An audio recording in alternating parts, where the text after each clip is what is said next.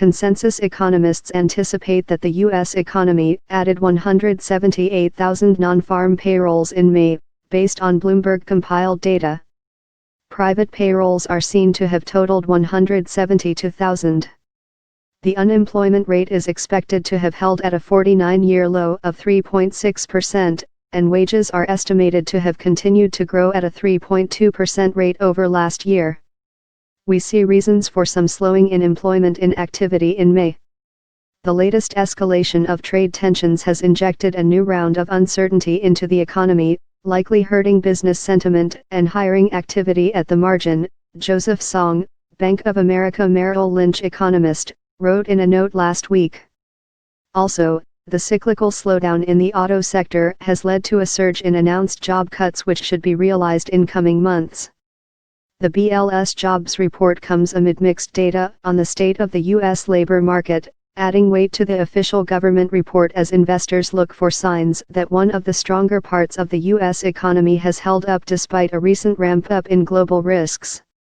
Others remained unfazed.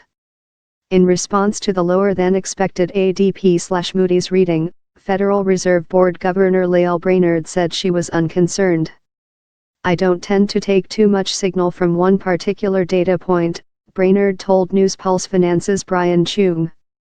"I like to put it in context and look over several months and look at that trend line." The Federal Reserve on Wednesday released its May Beige Book detailing economic conditions across the Fed's 12 districts. In the report, the central bank highlighted the ongoing tightness in the domestic labor market. Employment continued to increase nationwide, with most districts reporting modest or moderate job growth and others reporting slight growth, an assessment similar to the previous reporting period, the Fed wrote.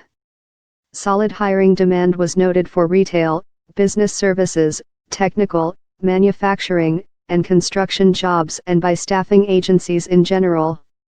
However, stronger employment growth continued to be constrained by tight labor markets, with districts citing shortages of both high and low-skill workers.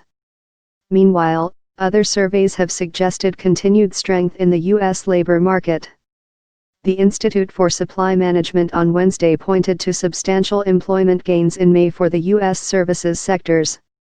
On Thursday, the Department of Labor reported U.S. weekly unemployment claims remained unchanged from the week prior, and the closely watched 4-week moving average for initial jobless claims declined. Moreover, the Conference Board's labor market differential, an indicator reflecting the percentage of consumers saying jobs are plentiful minus the percent saying jobs are hard to find, rose to 36.3 in May, the highest reading since December 2000. We view the U.S. labor market as healthy with extended solid hiring gains, a very low unemployment rate, and improvement in earnings growth, Sam Bullard, Wells Fargo senior economist, wrote in a note Wednesday. We still expect the pace of hiring to slow in the coming quarters, but for now the labor market remains resilient. Emily McCormick is a reporter for Newspulse Finance.